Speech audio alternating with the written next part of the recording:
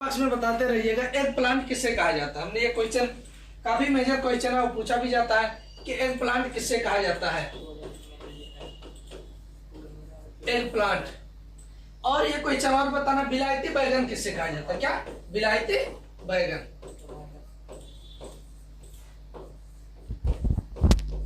क्या हो जाएगा? विलायती बैगन किसे कहा जाता है, एग प्लांट किसे कहा जाता है, या विलायती बैगन किसे कहा जाता है। इन दोनों का आप सभी लोग यानी आंसर जो है कमेंट बॉक्स में कमेंट करिए कि एग प्लांट किसे कहा जाता है या विलायती बैगन। अगर आप सबको एग प्लांट पता होगा तो एग प्लांट का ओरिजिन प्लेस भी आप सब बताइएगा। ओरिजिन प्लेस यानी एग प्लांट का उत्पत्ति स्थान क्या हो जाएगा।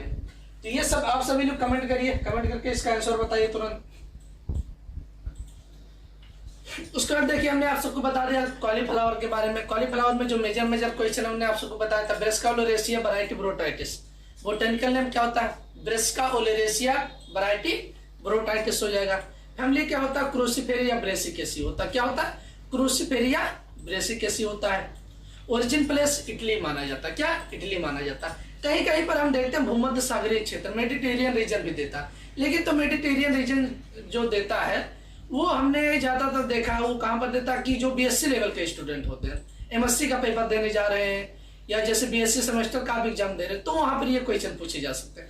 लेकिन तो अगर हम देखते हैं इंटरमीडिएट के अकॉर्डिंग अगर जो देखा जाता है पेपर आता है, चाहे महाविद्यालय हो जाएगा या विश्वविद्यालय जैसे हमारे यूनिवर्सिटी का हो जाता है, या पीजी का जैसे हमारा एक कॉलेज है यूपी कॉलेज, वहां पर भी है, जौनपुर है टीडी कॉलेज, जनता बाकी और कई कॉलेज है, मतलब ये सब महाविद्यालय है। लेकिन तो महाविद्यालय में ये होता उतनी अच्छी पढ़ाई नहीं हो पाती, आपको सब कुछ सुविधा नहीं मिल पाता। और यूनिवर्सिटी में आपको एक एक चीज के बारे में सब चीज जानकारी रहता है, कौन से वैकेंसी कब आती है, कौन कौन उसको फॉर्म को अप्लाई कर सकता है, मतलब ए टू जेड जितनी भी एग्रीकल्चर से संबंधित वैकेंसी आती है या कोई भी चीज है, कोई भी नियम लागू होता, कुछ भी अगर कोई भी सूचना जारी होता है एग्रीकल्चर से संबंधित, तो सबसे पहले यूनिवर्सिटी में पहुंचता है। कहाँ पर? यूनिवर्सिटी। और यूनिवर्सिटी के बच्चों को तुरंत जानकारी हो जाता है। तो इसीलिए हम सब क्या सोचते हैं कि हमें यूनिवर्सिटी से बीएससी करना चाहिए।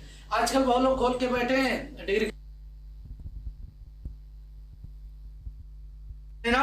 अगर लास्ट में समय मिलता है तो आज थोड़ा सा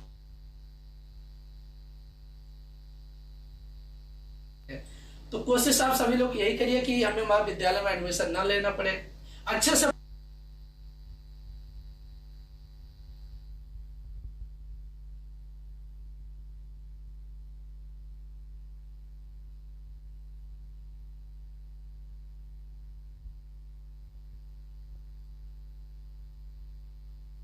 हमने आप सबको बता दिया कॉलीफ्लावर के बारे में। कॉलीफ्लावर में जो मेजर क्वेश्चन हमने आप सबको बताया था, Brassica oleracea variety ब्रोटाइटिस। Botanical name क्या होता है? ब्रेस्का ओलेरेसिया वैरायटी ब्रोटाइटिस हो जाएगा। फैमिली क्या होता है? क्रूसीफेरिया ब्रेसिकेसी होता है। क्या होता है? क्रूसीफेरिया ब्रेसिकेसी होता है। ओरिजिन प्लेस इटली माना जाता है। क्या? इटली माना जाता है। कहीं कहीं पर हम देखते हैं भूमध्य सागरीय क्षेत्र, मेडिटेरियन रीजन भी देता है, लेकिन तो मेडिटेरियन रीजन जो देता है वो हमने ज्यादातर देखा है वो कहां पर देता है कि जो बीएससी लेवल के स्टूडेंट होते हैं, एमएससी का पेपर देने जा रहे हैं या जैसे बीएससी सेमेस्टर का भी एग्जाम दे रहे हैं, तो वहां पर ये क्वेश्चन पूछे जा सकते हैं। लेकिन तो अगर हम देखते हैं इंटरमीडिएट के अकॉर्डिंग अगर जो देखा जाता है पेपर आता है, चाहे महाविद्यालय हो जाएगा या विश्वविद्यालय जैसे हमारे यूनिवर्सिटी का हो जाता है, या पीजी का जैसे हमारा एक कॉलेज है यूपी कॉलेज, वहां पर भी है, जौनपुर है टीडी कॉलेज, जनता बाकी और कई कॉलेज है, मतलब ये सब महाविद्यालय है। लेकिन तो महाविद्यालय में ये होता उतनी अच्छी पढ़ाई नहीं हो पाती, आपको सब कुछ सुविधा नहीं मिल पाता। और यूनिवर्सिटी में आपको एक एक चीज के बारे में सब चीज जानकारी रहता है, कौन से वैकेंसी कब आती है, कौन कौन उसको फॉर्म को अप्लाई कर सकता है, मतलब ए टू जेड जितनी भी एग्रीकल्चर से संबंधित वैकेंसी आती है या कोई भी चीज है, कोई भी नियम लागू होता, कुछ भी अगर कोई भी सूचना जारी होता है एग्रीकल्चर से संबंधित, तो सबसे पहले यूनिवर्सिटी में पहुंचता है। कहाँ पर? यूनिवर्सिटी। और यूनिवर्सिटी के बच्चों को तुरंत जानकारी हो जाता है। तो इसीलिए हम सब क्या सोचते हैं कि हमें यूनिवर्सिटी से बीएससी करना चाहिए।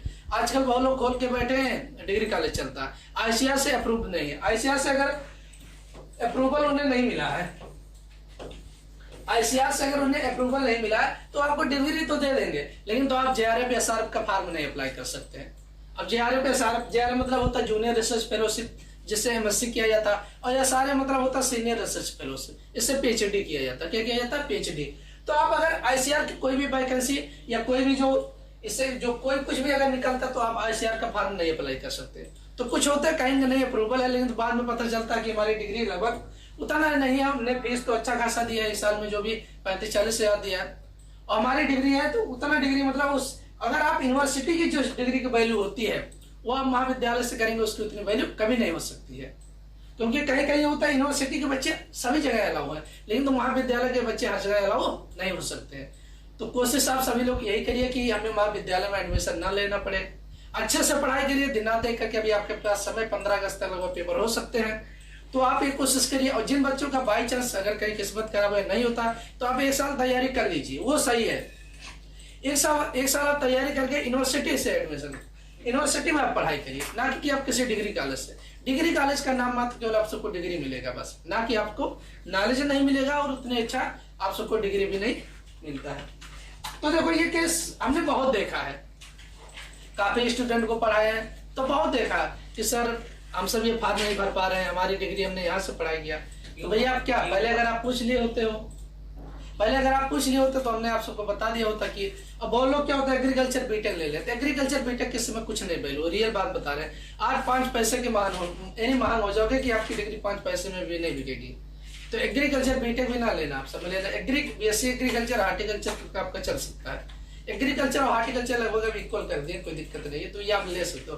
फर्स्ट चॉइस एग्रीकल्चर, अगर बाई चांस नहीं तो हम हार्टिकल्चर ले सकते हैं। तो ये हम आप सबको बता रहे थे कि हमने आप सबको बताया था कि कोल क्रॉप्स। अब हम क्या पढ़ा रहे थे, कोल क्रॉप्स। अब कोल क्रॉप्स में हमने बता दिया था आप सबको कॉलीफ्लावर यानी फूल गोभी पढ़ा दिया था। क्या पढ़ा दिया था? फूल गोभी। फूल गोभी हमने आप सबको बता दिया था Brassica oleracea variety botrytis, origin plus Italy, chromosome number 18। Family क्या होती है? क्रोमोसोम यानी फैमिली कौन सी होती है? क्रोसिपेरिया ब्रेसिकेसी हो जाएगा। क्या हो जाएगा? क्रोसिपेरिया ब्रेसिकेसी। उसके बाद हमने बताया था ब्राउनिंग, फूल गोभी में ब्राउनिंग रोग होता है किसके कारण? बोरान की कमी के कारण। फूल गोभी का खाने वाला भाग क्या होता है? कर्ड होता है। क्या होता है? कर्ड होता है। तो ये ध्यान रखना कि फूल गोभी का खाने वाला भाग, तो फूल गोभी का खाने वाला भाग कर्ड। सी से कॉलीफ्लावर होता है CAU, और सी से क्या होता? कर्ड होता। तो इससे ये ध्यान रखना। उसके बाद हमने बता दिया था कि फूल गोभी की जो बीज दर होती है, फूल गोभी की जो बीज दर लगती है 600 से 700 ग्राम प्रति हेक्टेयर। कितना होता है? 600 से 700 ग्राम प्रति हेक्टेयर होता है। या अगर लेट में पूछ लेता तो हमने आपको बताया था 375 से लगभग 400 ग्राम बीज दर प्रति हेक्टेयर होता है, ये होता है। उसके बाद हमने इसके संबंधित जो बीमारी बता दिया था, तो बीमारी जो पूछी वैरायटी आप सब ध्यान रखना। की पूछा सिंथेटिक, ये काफी वैरायटी यहाँ से 1-2 क्वेश्चन वैरायटी से भी पूछा जा सकता है। और हमने बताया था व्हिटर।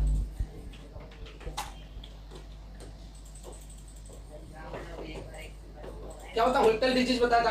अब फूल गोभी में व्हिटल बीमारी होता है। सबसे पहले यही पूछता है कि व्हिटल बीमारी किस में होता है? तो कॉलीफ्लावर में होता है। किसके कारण होता है? तो मोलिबेडिनम की कमी के कारण, मोलिबेडिनम की कमी के कारण।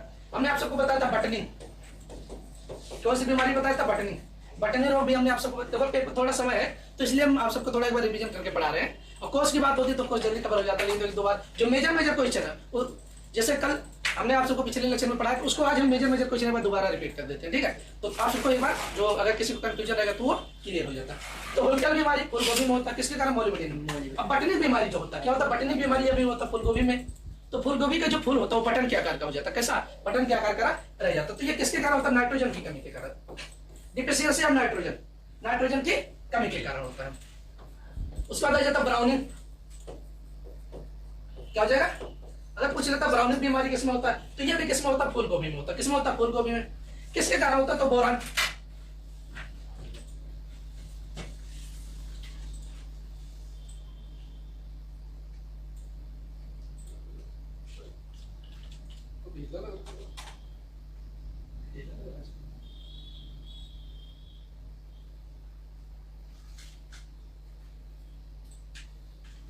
तो चलिए हम बता रहे थे ये हमारा ब्राउनिंग बीमारी। क्या होता है? ब्राउनिंग बीमारी। ये किसमें होता है? फूल गोभी में होता है। किसके कारण होता है? तो डिफिशियंसी ऑफ बोरान, बोरान की कमी के कारण होता है। किसके कारण होता है? बोरान की कमी के कारण होता है। तो ये भी ध्यान रखना कि ब्राउनिंग बीमारी होता है, बटनिंग हो गया, उसके बाद व्हिटल बीमारी। ये तीनों बहुत ही महत्वपूर्ण डिजीज है और लगभग हमारे जो कंपटीशन में अगर क्वेश्चन बनते हैं तो इन्हीं सबसे क्वेश्चन पूछे जाते हैं।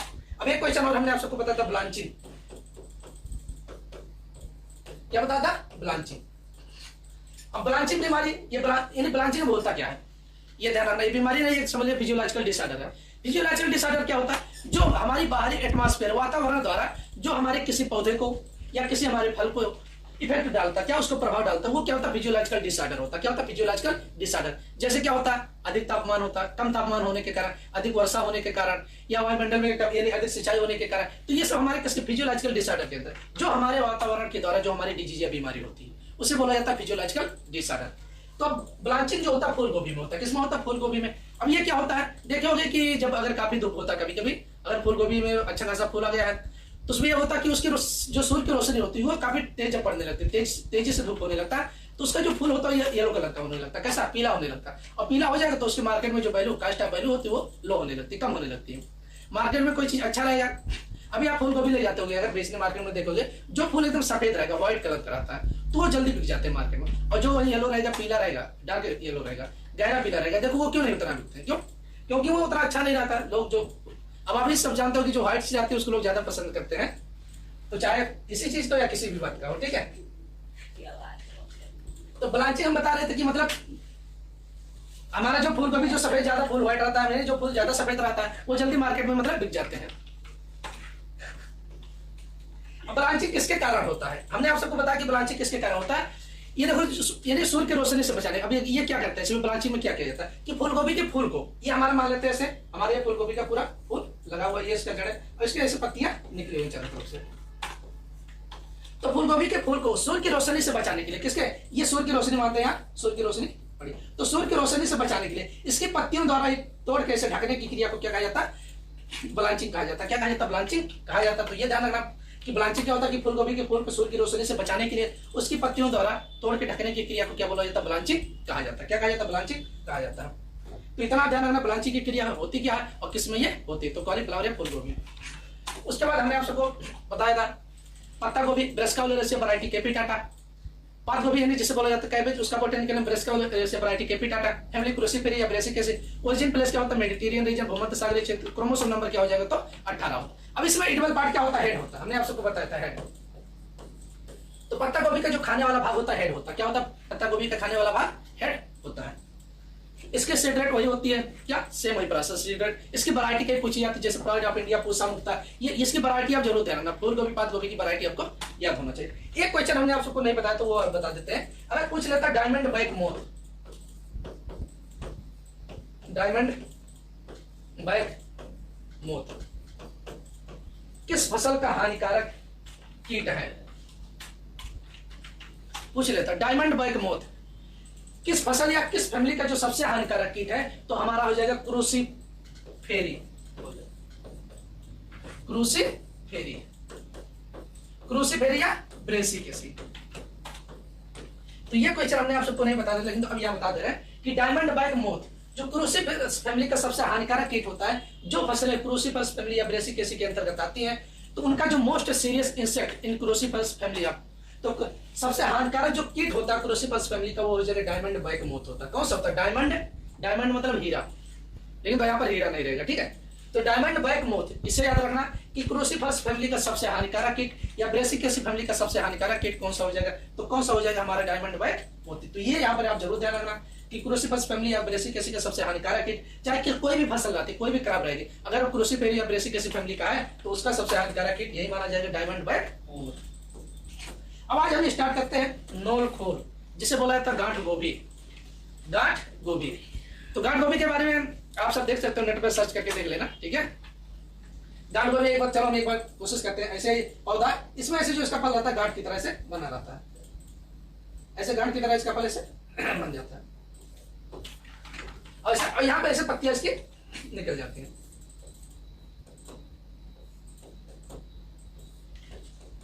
तो ये इसके ऐसे पत्तियां निकल जाती है। अब ये पूरा से गांठ भरा था, ये इसका खाने वाला भाग होता है, ये इसका भाग खाएगा। तो ये गांठ नुमा इसमें पल पे पूरा गुदा भरा रहता है, तो इसीलिए इसे क्या बोला जाता है? गांठ गोभी बोला जाता है। क्या बोला जाता है? गांठ गोभी या नोल खोल।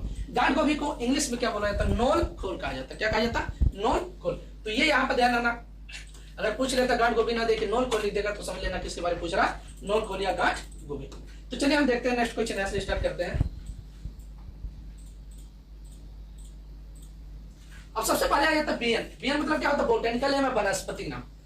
तो बीएन मतलब बोटेनिकल नेम है, वनस्पति नाम। ब्रासिका ओलेरासिया, हमने बताया था जितनी भी हमारी कोल क्रॉप्स की सब्जियां आती हैं उन सभी में जो बोटेनिकल नेम एक ही रहेगा, ब्रेस्का ओलेरेसिया। लेकिन तो यहाँ पर सिर्फ उसकी वैरायटी बदल जाएगी, कोलोरापा हो जाएगा। क्या हो जाएगा? कोलोरापा। फूल गोभी की वैरायटी ब्रोटाइटिस होती है, पत्ता गोभी का हमारा हो जाएगा केपिटाटा होता है। लेकिन तो अगर गांठ गोभी का पूछ लेगा तो कोलोरापा होता है। क्या होता है? कोलोरापा। तो इसका ये ध्यान रखना कि फूल गोभी का गांठ गोभी का बोटेनिकल नेम ब्रेस्का ओलेरेसिया वैरायटी कोलोरापा। ये आपको याद होना बहुत जरूरी है, यही आपको वहां पर कंफ्यूजन करेगा, यानी कंफ्यूजन क्रिएट कर दे। अगर आप इसको कंफर्म नहीं रहेंगे वहां पर यार, तो कंफ्यूजन क्रिएट हो जाए, और कंफ्यूजन जहां पर क्रिएट हो गया वहां समझ लेना में दिक्कत होती है। या तो फिर यही होता नो स्टडी नो कंफ्यूजन, या फिर यही हो जाए मोर स्टडी मोर कंफ्यूजन। तो बाकी जो भी स्टडी करना क्लियर करना, ठीक है। कुछ स्टूडेंट ना पढ़ने वाले होते यही कहते भैया नो स्टडी नो कंफ्यूजन। अब आ जाता है इसकी फैमिली आकुल हो जाएगी। फैमिली आकुल क्रूसीफेरी, हमारी कौन सी फैमिली चल रही? क्रूसीफेरी चल रही। कौन सी? क्रूसीफेरी। अब यहाँ ओरिजिन प्लेसेस का बदल जाता है, उत्तरी यूरोप हो जाएगा, नॉर्थ यूरोप होता है। क्या होता है? उत्तरी यूरोप। तो ये यहाँ पर ध्यान रखना कि इसकी ओरिजिन प्लेस अगर पूछ लेगा, ओरिजिन प्लेस मतलब क्या होता है? उत्पत्ति स्थान। तो इसका ओरिजिन प्लेस या उत्पत्ति स्थान हो जाएगा उत्तरी यूरोप। अब क्रोमोसोम नंबर 2 यानी इसमें कितना हो जाएगा? तो 18 हो जाएगा। कितना हो जाएगा? 18 हो जाएगा। तो पहला क्वेश्चन ध्यान रखना कि बोटेनिकल नेम, यानी जैसे बोला था गांठ गोभी नॉन गोल ब्रेस्का ओलेरेसिया वैरायटी कोलोरापा हो जाएगा। क्या हो जाएगा? कोलोरापा हो जाएगा। फैमिली हमारे क्या हो जाएगा? क्रूसीफेरिया ब्रेसिकेसी हो जाएगा। क्या हो जाएगा? क्रूसीफेरिया ब्रेसिकेसी। ओरिजिन प्लेस क्या हो जाएगा? जैसे बोला जाता है नेटिव प्लेस में कभी कभी लिख देता है। क्या लिखा जाता है? नेटिव प्लेस में कभी कभी दे देता है। तो ओरिजिन प्लेस या नेटिव प्लेस दोनों सेम माना जाएगा। तो हो जाएगा उत्तरी यूरोप हो जाएगा। क्या हो जाएगा? उत्तरी यूरोप। 2 यानी क्रोमोसोम नंबर कितना हो जाएगा? तो 18 हो जाएगा। कितना हो जाएगा? तो 18 हो जाएगा। अब आगे हम देखते हैं नेक्स्ट क्वेश्चन।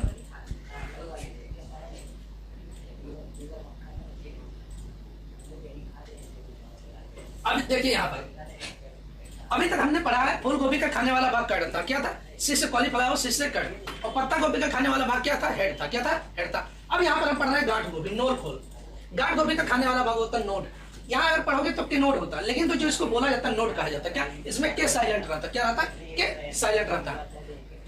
तो हमारा नोड खोल या गांठ गोभी का खाने वाला भाग क्या हो जाएगा? तो नोड हो जाएगा। क्या हो जाएगा? नोड हो जाएगा। अब इसके हम देखते हैं वैरायटियां प्रजातियां। क्या देखेंगे? वैरायटियां प्रजातियां। तो पहला हो जाएगा व्हाइट बेना। क्या हो जाएगा? व्हाइट बेना। अर्लीएस्ट व्हाइट हो जाएगा। क्या हो जाएगा? Earliest white. या अगेती प्रजाति, ये यहाँ पर ध्यान रखना है। ये कैसी वैरायटी? अगेती प्रजातियां। तो वैरायटी या प्रजातियों में अगेती प्रजाति हम देखेंगे। व्हाइट बेना अर्लीएस्ट व्हाइट हो जाएगा। क्या हो जाएगा? अर्लीएस्ट व्हाइट हो जाएगा। दूसरा आ जाता है पछेती प्रजाति लेट वैरायटी। क्या हो जाता है? पछेती प्रजाति लेट वैरायटी। अब पछेती प्रजाति लेट वैरायटी में पर्पल बेना हो जाएगा। क्या हो जाएगा? पर्पल बेना, येलो बेना और ग्रीन बेना। जिसमें समझ लेना बेना लगा अगर आपको नहीं आ रहा है तो लगभग यही वैरायटी मानी जाएगी। किसकी? गांठ गोभी की मानी जाएगी। किसकी मानी जाएगी? गांठ गोभी की मानी जाएगी। तो वैरायटियां प्रजातियां में अगेती प्रजातियां व्हाइट बेना अर्लीएस्ट व्हाइट हो जाएगा। क्या हो जाएगा? अर्लीएस्ट व्हाइट हो जाएगा। पछेती प्रजातियों में पर्पल बेना, येलो बेना और ग्रीन बेना। पर्पल, येलो और ग्रीन, और लास्ट में सभी में बेना लगा। क्या लगा? बेना। तो खाने वाला, यहाँ पर ये बहुत ध्यान रखना, खाने वाला भाग पूछा जाता है। और इसमें एक चीज पूछा जाता है, अभी आगे बताएंगे, जो सबसे ज्यादा पूछा जाता है। तो ये हो गया एडिबल पार्ट ऑफ नोड हो गया। क्या हो गया? नोड।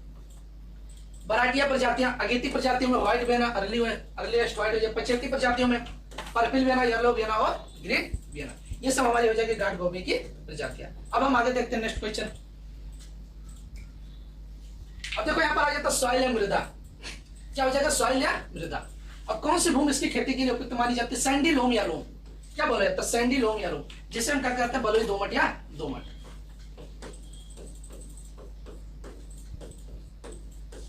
बलुई दोमट या दोमट। तो ये ध्यान रखना। तो इसका जो खाने वाला, अरे सॉइल या मृदा होता, क्या होता? सॉइल या मृदा। तो सॉइल या मृदा, सैंडी लोम मतलब होता बलुई दोमट, या लोम मतलब होता दोमट होता। क्या होता? दोमट। अब देखो पीएच, क्या हो जाएगा? पीएच। तो गांठ गोभी की खेती के लिए भूमि का पीएच मान कितना होना चाहिए? तो 6 से 7.5 होना चाहिए। कितना होना चाहिए? 6 से 7.5। पीएच के बारे में हमने आप सबको बताया था, एक बार दोबारा बता दे रहे हैं। पीएच का पूरा नाम पावर ऑफ हाइड्रोजन होता है। क्या होता है? Power of hydrogen. पीएच की खोज किसने की थी? एसपीएल सोरेनसन ने 1909 में। किसने किया था? एसपीएल सोरेनसन ने 1909 में किया था।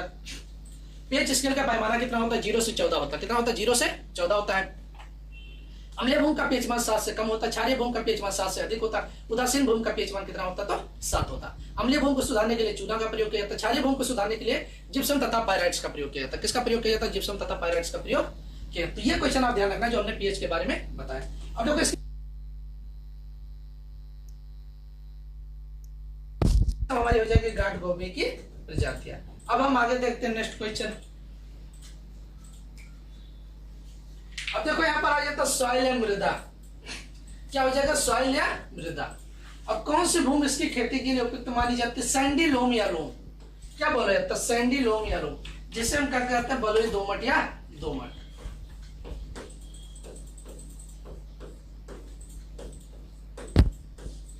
बलुई दोमट या दोमट। तो ये ध्यान रखना। तो इसका जो खाने वाला, अरे सॉइल या मृदा होता, क्या होता? सॉइल या मृदा। तो सॉइल या मृदा, सैंडी लोम मतलब होता बलुई दोमट, या लोम मतलब होता दोमट होता। क्या होता? दोमट। अब देखो पीएच, क्या हो जाएगा? पीएच। तो गांठ गोभी की खेती के लिए भूमि का पीएच मान कितना होना चाहिए? तो 6 से 7.5 होना चाहिए। कितना होना चाहिए? 6 से 7.5। पीएच के बारे में हमने आप सबको बताया था, एक बार दोबारा बता दे रहे हैं। पीएच का पूरा नाम पावर ऑफ हाइड्रोजन होता। क्या होता? Power of hydrogen. पीएच की खोज किसने की थी? एसपीएल सोरेनसन ने 1909 में। किसने किया था? एसपीएल सोरेनसन ने 1909 में किया था। पीएच स्केल का पैमाना कितना होता है? 0 से 14 होता है। कितना होता है? 0 से 14 होता है। अम्लीय भूमि का पीएच मान 7 से कम होता है। क्षारीय भूमि का पीएच मान 7 से अधिक होता है। उदासीन भूमि का पीएच मान कितना होता? तो 7 होता। अम्लीय भूमि को सुधारने के लिए चूना का प्रयोग किया जाता है। क्षारीय भूमि को सुधारने के लिए जिप्सम तथा पायराइट्स का प्रयोग किया जाता है। किसका प्रयोग किया जाता है? जिप्सम तथा पायराइट्स का प्रयोग किया। तो ये क्वेश्चन आप ध्यान रखना जो हमने पीएच के बारे में बताया। अब देखो इसकी नर्सरी हम डालते हैं। 1 हेक्टेयर की रोपाई के लिए कितने वर्ग मीटर में या मीटर स्क्वायर में? तो 125 वर्ग मीटर या मीटर स्क्वायर में इसकी हम नर्सरी डालते हैं। तो ये भी ध्यान रखना कि गांठ गोभी के 1 हेक्टेयर की रोपाई के लिए कितने वर्ग मीटर में नर्सरी डालते हैं? तो 125 वर्ग मीटर या मीटर स्क्वायर में इसकी नर्सरी डालें। अब ये क्वेश्चन सबसे ज्यादा महत्वपूर्ण, बीज दर पूछा जाता है। इसका पूछा जाता है, मेरीगोल्ड गेंदा का पूछा जाता है। सबसे ज्यादा बीज दर इन्हीं सबका पूछा जाता है। तो बीज दर या सीड रेट 1 से 1.5 किलोग्राम प्रति हेक्टेयर होता है, या कहीं कहीं दे देता है 1 से 1.25 किलोग्राम। कभी कभी क्या देता है? 1 से 1.25 किलोग्राम प्रति हेक्टेयर, या 1 से 1.5 किलोग्राम। हम पहले से लेके चल रहे हैं कि 1 से 1.25 किलोग्राम के बीच में पूछा जा सकता है। और जो मेजर पूछता है 1 से 1.25 किलोग्राम, मतलब 1.25 किलोग्राम ही रहता है। कितना रहता है? 1.25 किलो, 1.25 किलोग्राम रहता है। कितना रहता है? 1.25 किलोग्राम, यानी 1.25 किलोग्राम ही पूछा जाता है। लेकिन तो जो हम वेरिएशन लेके चलते हैं 1 से 1.5 किलोग्राम के बीच में लेके चलते हैं। कितना? 1 से 1.5 किलोग्राम के बीच में लेके चलते हैं। अब हम आगे देखते हैं सोइंग टाइम, बुआई का समय। अब सोइंग टाइम या बुआई के समय इसमें नर्सरी डाली जाती है। क्या की जाती है? नर्सरी डाली जाती है। अब नर्सरी इसकी कब डाली जाती है? मैदानी क्षेत्रों में। पहले हम देखेंगे प्लेन एरिया।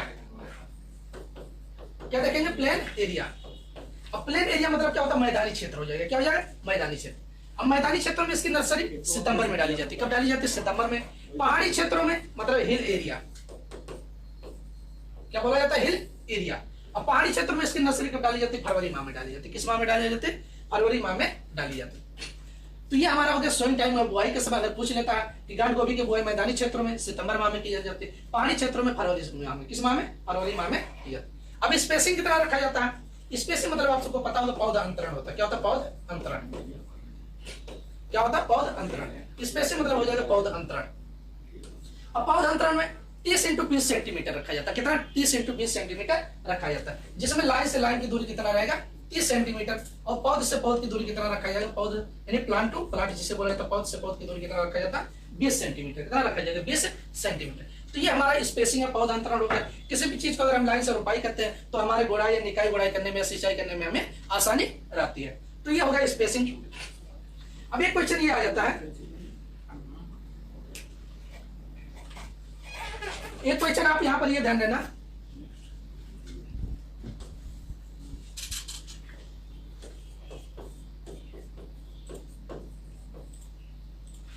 यहां पर अब देखो यहां पर सीधे बुआई के लिए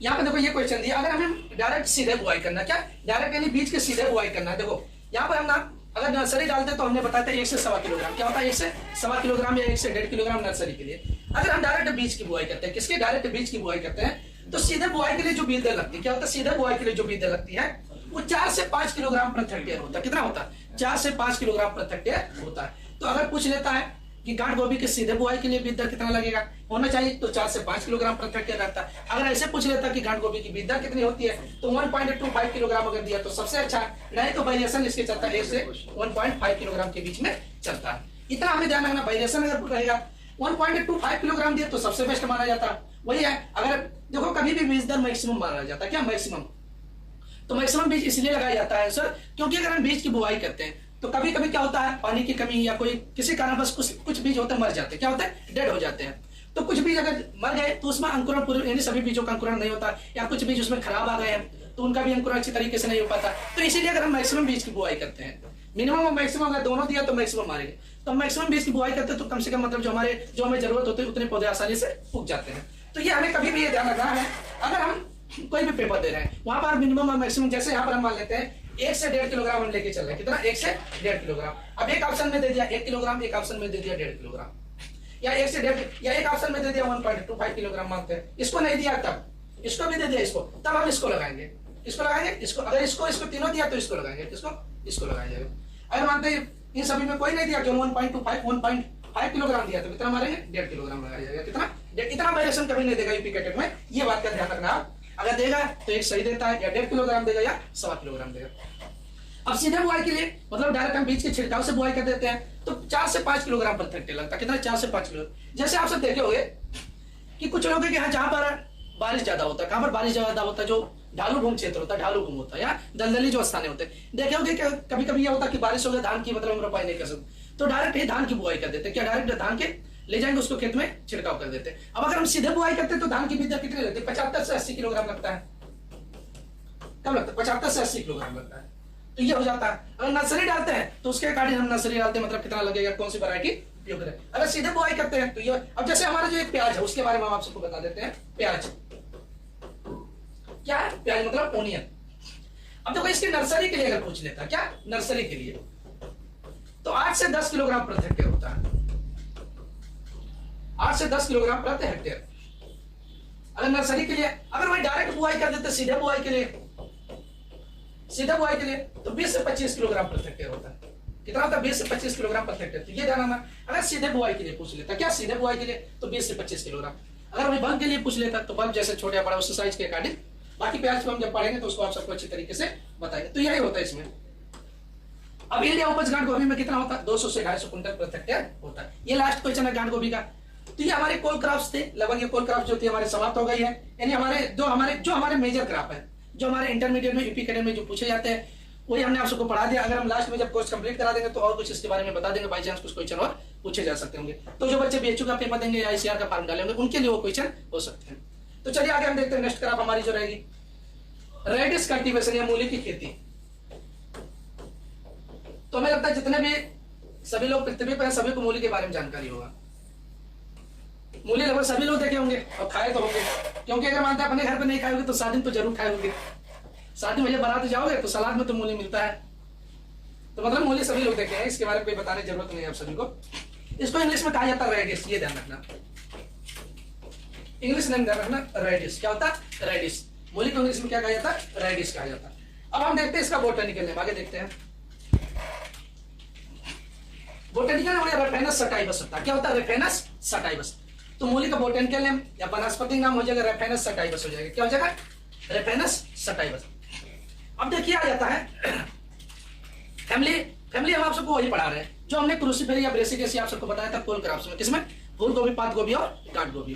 तो सेम वही इसकी फैमिली वही है। मूली की फैमिली भी हमारी क्रूसीफेरी या ब्रेसिकेसी हो जाएगा। क्या हो जाएगा, क्रूसीफेरी या ब्रेसिकेसी। एक क्वेश्चन और ध्यान रखना, अगर पूछ लेता कि कुकुरबिटेसी फैमिली, जो हमारी कुकुरबिटेसी जैसे हमारी कौन कौन सी होती हैं, लौकी, करेला, खीरा, ककड़ी, तरबूज, खरबूज, ये सब हमारे किसके अंतर्गत आते हैं, कुकुरबिटेसी, परवल, ये सब हमारी फसल किसके अंतर्गत आते हैं, कुकुरबिटेसी फैमिली के अंतर्गत आते हैं। क्या, कुकुरबिटेसी। तो इससे ये क्वेश्चन ये पूछा जाता है कभी कभी कि कुकुरबिटेसी फैमिली का सबसे हानिकारक कीट,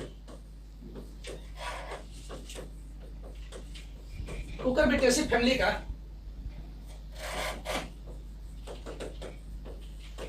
सबसे हानिकारक कीट पूछ लेते। अभी हमने आप सबको क्रूसीफरस फैमिली बता दिया, तो क्रूसीफरस फैमिली का डायमंड बैक मोथ होता है। क्या होता है, डायमंड बैक मोथ। अगर मैं पूछ लेता कुकुरबिटेसी फैमिली का सबसे हानिकारक कीट, तो रेड पंपकिन बीटर। क्या हो जाएगा, रेड पंपकिन बीटर।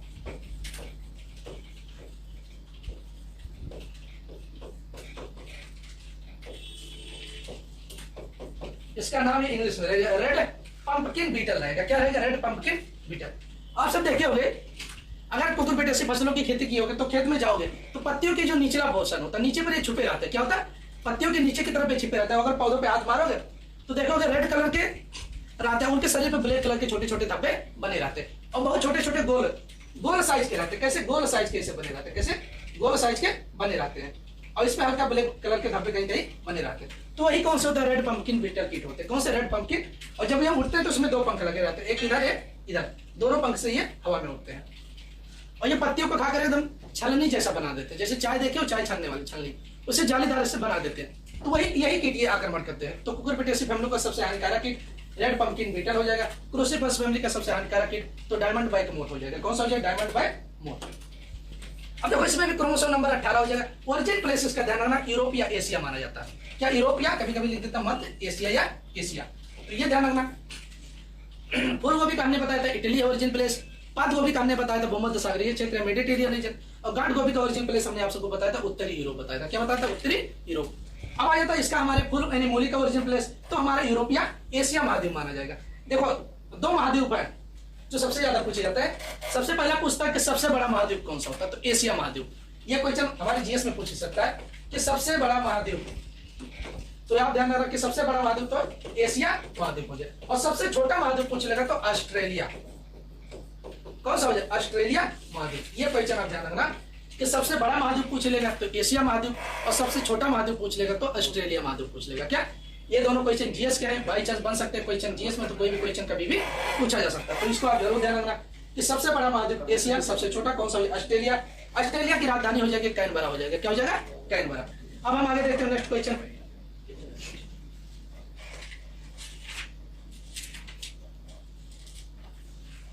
अब देखो इडबल पार्ट, मूली का खाने वाला भाग क्या होता है? रूट एंड लीव्स दोनों होता है। रूट एंड लिप्स दोनों होता है। जड़ तथा पत्तियां इसकी दोनों खाई जाती हैं। एक क्वेश्चन हमारे बॉटनी में पूछा जाता है कि निम्न में से किन फसलों में की जड़ों में भोजन संचित होता है? ये क्वेश्चन बॉटनी का उससे यूपी कैडर का क्वेश्चन है और शायद मेरठ यूनिवर्सिटी ने पेपर बनाया था तभी पूछा था कि निम्नलिखित में से किसके जड़ में भोजन संचित होता है। अब जड़ में किसके संचित होता है? जैसे हमारा क्या इसमें दिया था, मूली, गाजर, सलजम, क्या सलजम, चुकंदर, ये सभी की क्या होता है? जड़ों में भोजन संचित। आलू कोई नहीं ले आया, आलू एक तना है, ये ध्यान रखना, अंडरग्राउंड स्टेम है, भूमिगत तना है। नहीं पता लगे पहले ऑप्शन में आलू दिया है वो समझ लो आलू जड़ है। आलू एक तना है, भूमिगत तना। कभी कभी ये भी क्वेश्चन पूछा जाता है निम्नलिखित में से कौन सा भूमिगत तना है? तो आलू एक भूमिगत तना, अंडरग्राउंड स्टेम है। ये क्वेश्चन आप दिमाग में बैठा लेना, नहीं तो जो क्वेश्चन गलत करके आएगा समझ लो गधा से सबसे बड़ा गधा, उसके बारे में कोई सोच नहीं सकता कितना बड़ा गधा है। तो ये क्वेश्चन ये बॉटनी का क्वेश्चन है और आप किताब जब उठाओगे बॉटनी का तो वहां पर जहां पर दिया भोजन संचित करने वाली जड़ें, उसमें चैप्टर के पीछे इसमें से एक क्वेश्चन जरूर आपको देखोगे तो मिलेगा कि निम्नलिखित में से जड़ों में भोजन संचित होता है। तो पहला मूली, गाजर, सलजम, चुकंदर, ये सब क्या है? जड़ों के रूपांतरित रूप है, इनमें जड़ों में भोजन संचित होता है। जबकि आलू हमारा एक भूमिगत तना, क्या आलू एक भूमिगत तना है तो उसके आलू में तने में भोजन संचित होता है। तो ये क्वेश्चन तो मूली का खाने वाला भाग रूट एंड लिप्स दोनों होता है, ये ध्यान रखना। पीएच अगर सॉइल पूछ लेगा तो सैंडी लोम, बलुई दोमट। पीएच पूछ लेगा तो 6 से 7.5 हो जाए। पीएच क्या हो जाएगा? 6 से 7.5। अब ये क्वेश्चन आ जाता है कि आलू की मूली की खेती के लिए उपयुक्त तापमान कितना होना चाहिए? क्या हो जाएगा? मूली की खेती के लिए उपयुक्त तापमान तो 15 से 20 डिग्री सेंटीग्रेड होना चाहिए। कितना होना चाहिए? 15 से 20 डिग्री सेंटीग्रेड। लेकिन तो हम सब देखते हैं कि इसको गर्मियों में भी इसकी खेती की जाती है, कभी कभी गर्मियों में भी इसकी खेती की जाती है। ये देखोगे कई ऋतु में, 2-3 ऋतु में इसकी खेती की जाती है, ठंडक में भी हो जाती है और गर्मी में भी इसकी खेती की जा सकती है। तो ये ध्यान रखना कि मूली की खेती के लिए उपयुक्त तापमान 15 से 20 डिग्री सेंटीग्रेड होना चाहिए। कितना होना चाहिए? 15 से 20 डिग्री सेंटीग्रेड होना चाहिए। अब हम आगे देखते हैं नेक्स्ट क्वेश्चन। अब देखो आया था मूली एक क्रॉस पॉलिनेटेड क्रॉप है। कैसी है? क्रॉस पॉलिनेटेड क्रॉप है। तो देखो बता रहे थे मूली रेडी जो होता है हमारी पर परागित फसल है, जिसे बोला जाता है क्रॉस पर परागित फसल, या जिसे बोला जाता है क्रॉस पॉलिनेटेड क्रॉप। क्या बोला जाता है? क्रॉस पॉलिनेटेड क्रॉप या पर परागित फसल है। तो ये ध्यान रखना। अब मूली में जो पॉलिनेशन होता है किसके द्वारा होता है? पॉलिनेशन जो परागण होता है बाई मतलब किसके द्वारा होता है? इंसेक्ट द्वारा होता है, कीटों द्वारा होता है। किसके द्वारा होता है? कीटों द्वारा होता है। तो अगर देखोगे जितनी भी हमारी फसलें होती हैं उसमें जो पॉलिनेशन अधिकतर कीटों के द्वारा होता है। लगभग 80% जो होता है लगभग इंसेक्ट द्वारा, बाई पॉलिनेशन बाई इंसेक्ट द्वारा होता है। 80% अगर देखा जाता है नॉर्मल रूप से तो 80% जो हमारे पेड़ पौधों में जो पॉलिनेशन होता है वो कीटों के द्वारा होता है। किसके द्वारा? बाई इंसेक्ट या कीटों के द्वारा होता है। ये भी क्वेश्चन ध्यान में अगर पूछ लेता है कि मूली में पॉलिनेशन है, परागण किसके द्वारा होता है? कीटों द्वारा होता है। मूली कैसी फसल है? परपरागित या क्रॉस पॉलिनेटेड क्रॉप है। कैसी? परपरागित या क्रॉस पॉलिनेटेड क्रॉप। अब ये क्वेश्चन बहुत ही महत्वपूर्ण जो लगभग कई बार पूछा गया कि मूली में तीखापन या चरपराहट का कारण, ये तो यूपी कैडेट के लायक क्वेश्चन है, पूछा भी जाएगा लगभग। मूली में तीखापन या चरपराहट का कारण क्या होता है? तो आइसोथायोसाइनेट हो जाएगा। क्या हो जाएगा? आइसोथायोसाइनेट। तो ये भी आप क्वेश्चन यहाँ पर ध्यान रखना कि मूली में तीखापन या चरपराहट का कारण क्या होता है? तो मूली में तीखापन या चरपराहट का कारण क्या हो जाएगा? आइसोथायोसाइनेट हो जाएगा। क्या हो जाएगा? आइसोथायोसाइनेट हो जाएगा। ये क्वेश्चन हो गया। तो पहला क्वेश्चन हमने बताया मूली क्रॉस पॉलिनेटेड क्रॉप यानी परपरागित फसल। दूसरा इसमें बाई पॉलिनेशन किसके द्वारा होता है? कीटों द्वारा होता है। कीटों का मुख्य लक्षण क्या होता है? 3 pairs of leg. Main character of insect जो उन्होंने 3 पेयर्स ऑफ लेग होता है। कीटों द्वारा होने वाले कीटों के अध्ययन को क्या कहते हैं? एंटोमोलॉजी। कीटों द्वारा होने वाले परागण को क्या कहा जाता है? तो एंटोमोफिली कहा जाता है। क्या कहा जाता है? एंटोमोफिली कहा जाता है। मूली में चरपराहट या तीखापन का कारण क्या होता है? तो आइसोथायोसाइनेट। क्या हो जाए? आइसोथायोसाइनेट। तो ये क्वेश्चन हो। अब हम आगे देखते हैं नेक्स्ट क्वेश्चन। देखो जो यहां पर पढ़ा जरा अच्छे से याद करो, एक एक क्वेश्चन याद करो। देखो कभी ये मत बैठना कि भैया हमारा मतलब चलो देखते हैं ऐसे एडमिशन, ऐसे नहीं। किसी भी चीज में सफलता तभी मिलेगी जब ये कोशिश करोगे कि हमें टॉपर बनना है। जब अगर तुम टॉपर बनने के हिसाब से कि हमें टॉप करना, उस हिसाब से अगर तुम तैयारी करोगे तो समझ लो ये तुम्हारा हो सकता है कि हमारा एडमिशन हो जाए। ये टारगेट बना के कुछ तैयारी करो कि हमें टॉपर बनना है, एक अच्छी रैंक लानी है, टॉप करना है, तो समझ लीजिए कितना खराब आपका रैंक आएगा तो भी मतलब 50-100 के अंदर रैंक आपकी आ जाएगी। तो इस हिसाब से तैयारी करो। यानी खुद ही को कर बुलंद इतना कि खुदा तकदीर से पहले बंदे से पूछे बता तेरी रजा क्या है। ठीक है भैया? खुद ही को कर बुलंद इतना कि खुदा बंदे से पूछे बता तेरी, खुदा तकदीर से पहले बंदे से पूछे बता तेरी रजा क्या है। तो ये ध्यान रखना, अपने आप को ऐसा बना लो कि भगवान भी अगर डिसाइड करना चाहे तो एक बार तुमसे पूछे कि भैया बताओ तुम्हें क्या चाहिए, सीएसए चाहिए या बाधा चाहिए। ठीक है? इतना अच्छा अपने आप को बना लो। तो अब ये क्वेश्चन आ जाता है मूली में ब्राउन हार्ट रोग। क्या होता है? ब्राउन हार्ट रोग ये किसके कारण होता है? तो डिफिशियंसी ऑफ बोरान, बोरान की कमी के कारण होता है। किसके कारण होता है? बोरान की कमी के कारण होता है। देखो भैया टॉपर ऊपर बनना ऐसा कोई आसान बात नहीं है, अच्छे से पढ़ना पड़ेगा। रात में हाय हेलो या कुछ करने से नहीं कोई टॉपर बनता। ठीक है? उसके लिए अच्छा करना पड़ेगा। पता लगे तुम फोन में कुछ और आराम से व्हाट्सएप पे चैटिंग कर रहे हो, फिर पापा तुम्हारे पूछे क्या कर रहे हैं? पापा पढ़ रहे हैं, परेशान मत कहीं डिस्टर्ब कर देते हो, पढ़ाई कर रहे हैं इतना मन से। कुछ बच्चे होते हैं भैया जो बहाना पर बहाना बनाते हैं। ठीक है? फोन ले लेंगे, अगर कोई जरा से फोन कहेगा अरे पढ़ाई करें बहुत एकदम मतलब ऐसा क्लास चला, बहुत ही महत्वपूर्ण क्लास है, इस समय चल रहा है, लेकिन तो व्हाट्सएप पे कौन सा क्लास चला है ये वही जानते होंगे। ठीक है? भैया जो व्हाट्सएप चलाते होंगे उन्हीं को पता है, वैसे चलाते सभी हैं। तो मूली में ब्राउन हार्ट रोग क्या होता है? ब्राउन हार्ट रोग किसके कारण होता है? तो बोरान की कमी के कारण होता है। डिफिशियंसी ऑफ बोरान, बोरान की कमी के कारण होता है। अब अगला क्वेश्चन आ जाता है कि मूली की जड़ों को बीज उत्पादन हेतु प्रिपेयर मतलब तैयार करने की क्रिया को कहा जाता है। कि जो हमारे रेडिश होती है, क्या होती है? रेडिश मूली होती है, उनकी जड़ को क्या होता है? उनकी जड़ों को बीज उत्पादन हेतु, सीड प्रोडक्शन हेतु तैयार करने की क्रिया को क्या कहा जाता है? स्टेकलिंग कहा जाता है। क्या कहा जाता है? स्टेकलिंग कहा जाता है। ये हमारा कर्म है और बहुत कम ही बच्चे इस क्वेश्चन को कर पाते हो। लगभग 1-2 बार ये क्वेश्चन पूछा गया, तो इसको आप जरूर ध्यान रखना कि मूली की जड़ों को बीज उत्पादन हेतु तैयार करने की क्रिया को क्या कहा जाता है? तो स्टेकलिंग कहा जाता है। क्या कहा जाता है? स्टेकलिंग कहा जाता है। नेक्स्ट क्वेश्चन आ जाता है वैरायटियां प्रजातियां। क्या हो जाएगा? वैरायटियां प्रजातियां। अब वैरायटियां प्रजातियां में यूरोपियन प्रजाति होती है और देसी या एशियाई प्रजाति, कई वैरायटी होती है, तो उसको भी हम देखेंगे। पहला आ जाता है यूरोपियन प्रजाति। क्या हो जाएगा? यूरोपियन प्रजाति। अब यूरोपियन प्रजाति हमारी क्या हो जाएगा? व्हाइट आई स्किल, पहली वैरायटी व्हाइट आई स्किल। दूसरा रैपिड रेड व्हाइट हो जाएगा। क्या हो जाएगा? Rapid red white. पहला हो जाएगा व्हाइट आई स्किल, दूसरा हो जाएगा रैपिड रेड व्हाइट, तीसरा हो जाएगा क्रंच ब्रेकफास्ट। ये इतना महत्वपूर्ण वैरायटी नहीं जानना। पूसा हिमानी, ये महत्वपूर्ण, पूसा हिमानी, जिसमें 3 वैरायटी तो लगभग शायद काफी महत्वपूर्ण वैरायटी प्रजाति है। पहला ध्यान रखना व्हाइट आई स्किल, ये महत्वपूर्ण वैरायटी है।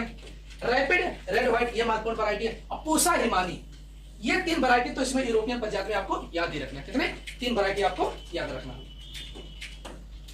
तो हमने ये बता दिया कि ब्राउन हार्ट डिजीज किस में लगता है? मूली में लगता है। डिफिशियंसी या ड्यू टू या कास्ट बाई मतलब किसके कारण? तो डिफिशियंसी या बोरान की कमी के कारण होता है। किसके कारण? बोरान की कमी के कारण होता है। अब अगला हमने बताया कि मूली की जो जड़ होते हैं उसको बीज उत्पादन है प्रिपेयर मतलब तैयार करने की क्रिया को स्टेकलिंग कहा जाता है। क्या कहा जाता है? स्टेकलिंग कहा जाता है। वैरायटी ऑफ प्रजातियों में यूरोपियन प्रजाति, व्हाइट आई स्किल, रैपिड रेड व्हाइट हो जाएगा, और पूसा हिमानी हो जाएगा। क्या हो जाएगा? पूसा हिमानी। ये हमारी वैरायटी मार्क। अब हम आगे देखते हैं नेक्स्ट क्वेश्चन।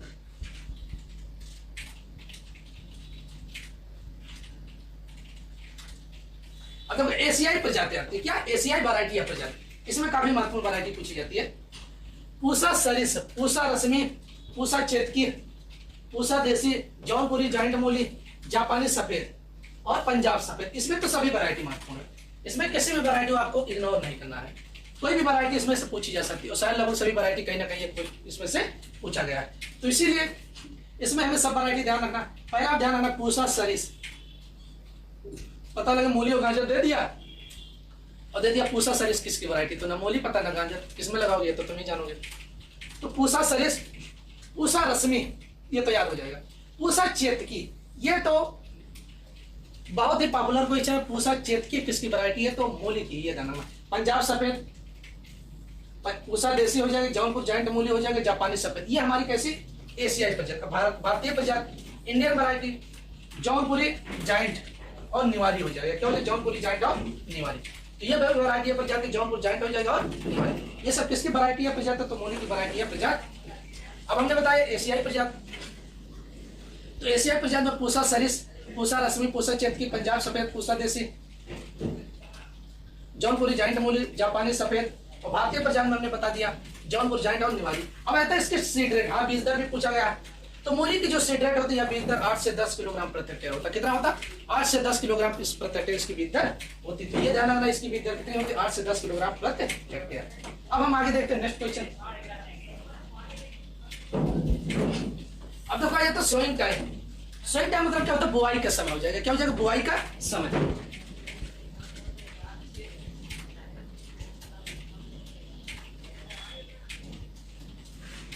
तो सोइंग टाइम या बुआई के समय में मैदानी क्षेत्र, क्या हो जाएगा? मैदानी क्षेत्र मतलब जिसे बोला जाता है प्लेन एरिया।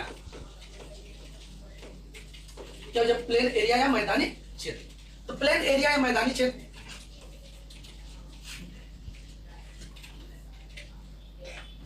तो सोइंग टाइम या बुआई के समय मैदानी क्षेत्र में मूली की बुआई कब करते हैं? तो सितंबर से जनवरी तक किया जाता है। जब हमने बताया आप सबको, इसको कई बार मूली की बुआई की जाती है। कोई 10-15 दिन पहले, कोई 10-15 दिन बाद, 1 महीने बाद, ऐसे धीरे धीरे इसकी बुआई करके कई बार इसकी हम खेती कर सकते हैं। तो मैदानी क्षेत्रों में सितंबर से जनवरी तक इसकी खेती की जा सकती है। ध्यान, सितंबर से जनवरी तक। उसके पहाड़ी क्षेत्रों में मार्च से अगस्त तक इसकी खेती की जा सकती है। कब की जा सकती है? मार्च से अगस्त तक। तो ये ध्यान रखना। अगर हिल एरिया में पूछ लेगा, कब? हिल एरिया में। हिल एरिया मतलब पहाड़ी क्षेत्रों में। तो पहाड़ी क्षेत्र में इसकी बुआई कब कर सकते हैं? मार्च से अगस्त तक। उसके बाद मैदानी क्षेत्र में सितंबर से जनवरी तक कर सकते हैं। कब कर सकते हैं? सितंबर से जनवरी तक किया जा सकता है। अब आता है स्पेसिंग। क्या हो जाए? स्पेसिंग या पौध अंतर। क्या हो जाए? स्पेसिंग या पौध अंतर। अब स्पेसिंग या पौध अंतर में 30 × 8 से 10 सेंटीमीटर रखा जाता है। 30 × 8 से 10 सेंटीमीटर। अब इसमें क्या आप सबको नहीं हो सकता कुछ स्टूडेंट को, तो ये हमारा लाइन से लाइन की दूरी। क्या हो जाएगा? लाइन से लाइन की दूरी। अब लाइन से लाइन की दूरी जो रखी जाती है 30 सेंटीमीटर। तो लाइन से जो लाइन की दूरी रखी जाती है 30 सेंटीमीटर। और जो हमारे पौध यानी मूली से मूली के बीच की जो पौध से पौध की दूरी रखी जाती है plant to plant, plant to plant. तो प्लांट टू प्लांट जो डिस्टेंस रखा जाता है कभी 8 से 10 सेंटीमीटर या 8 सेंटीमीटर या 10 सेंटीमीटर दोनों रखा जा सकता है। तो ये ध्यान रखना हमारा स्पेसिंग पौध। अब आता है सीड सोइंग डेप्थ, बीज बोने की गहराई पर। तो 3 से 4 सेंटीमीटर पर इसके बीच की हम बुआई कर सकते हैं। तो ये भी ध्यान रखना। अगर पूछ लेता सीड और गाजर की अगर पूछ लेता तो गाजर तो 1.5 to 2 सेंटीमीटर, 1.5 से 2 सेंटीमीटर बीच की बुआई। अगर पूछ लेता कि गाजर के बीच को कितनी गहराई पर बुआई करना चाहिए, तो गाजर के बीच को कितनी गहराई पर बुआई करना चाहिए? 1.5 से 2 सेंटीमीटर। तो अगर गाजर पूछ लेता, क्या पूछ लेता? गाजर, तो गाजर के बीच को कितनी गहराई पर बुआई करना चाहिए? तो 1.5 से 2 सेंटीमीटर। कितना हो जाएगा? गाजर अगर पूछ लेगा तो 1.5 से 2 सेंटीमीटर हो जाएगा। कितना हो जाएगा? 1.5 से 2 सेंटीमीटर। अब बता रहे थे रेड चनी मूली, तो मूली को 3 से 4 सेंटीमीटर इसकी गहराई में इसके बीच की बुआई की जा सकती है। कितने सेंटीमीटर पर? 3 से 4 सेंटीमीटर। तो ये हमारा सोइंग टाइम या बुआई का समय। मैदानी क्षेत्र में सितंबर से जनवरी, पहाड़ी क्षेत्र मतलब हिल एरिया में मार्च से अगस्त में करते हैं। कब करते हैं? मार्च से अगस्त में। स्पेसिंग या पौध अंतर कितना रखा जाता है? 30 × 8 से 10 सेंटीमीटर रखा जाता है। कितना रखा जाता है? 30 × 8 से 10 सेंटीमीटर रखा जाता है। सीड सोइंग डेप्थ मतलब बीज बोने की गहराई, इसके बीच को कितनी गहराई पर बुआई कर सकते हैं? तो 3 से 4 सेंटीमीटर। गाजर का जो क्वेश्चन यूपी कैडर में पूछा गया था कि गाजर के बीच को कितनी गहराई पर बुआई करना चाहिए, तो 1.5 to 2 सेंटीमीटर। इस कितनी गहराई पर इसके गाजर के बीच की बुआई करनी चाहिए। तो ये क्वेश्चन हो गया हमारा। उसके बाद हम देखते हैं next question. Manure and fertilizer. तो मैन्योर एंड फर्टिलाइजर मतलब होता है खाद्य एवं उर्वरक। क्या होता है? खाद्य एवं उर्वरक। अब खाद्य एवं उर्वरक में हमारा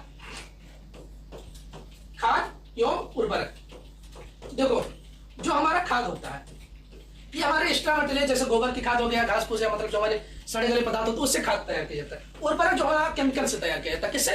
केमिकल से तैयार किया जाता है। तो वो सब किसके किसके उर्वरक बोला जाता है? क्या बोला जाता है? उर्वरक। यानी मैन्योर एंड फर्टिलाइजर खाद एवं उर्वरक कहा जाता है। अब इसमें सबसे पहले दिया एफओआईएम। एफओआईएम का पूरा नाम फार्म यार्ड मैन्योर हो जाएगा। क्या हो जाएगा? Farm yard manure.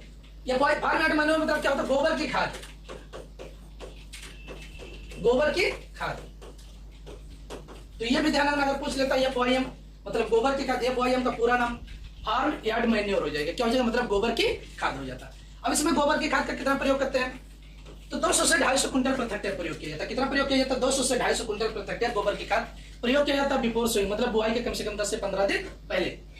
तो अगर किसी भी फील्ड या खेत में अगर हमें गोबर की खाद प्रयोग करना है तो बुआई के कम से कम 10 से 15 दिन पहले हम खेत में पूरा फैला कर उसके बाद उसको हम जुताई कर देते। क्या जुताई कर देते? उसके बाद क्या होता है? या पानी भर देते हैं। पानी के भरने के बाद जब खेत जोतने हो जाता है तब हम जुताई करके फिर उसमें मूली की बुआई करते हैं।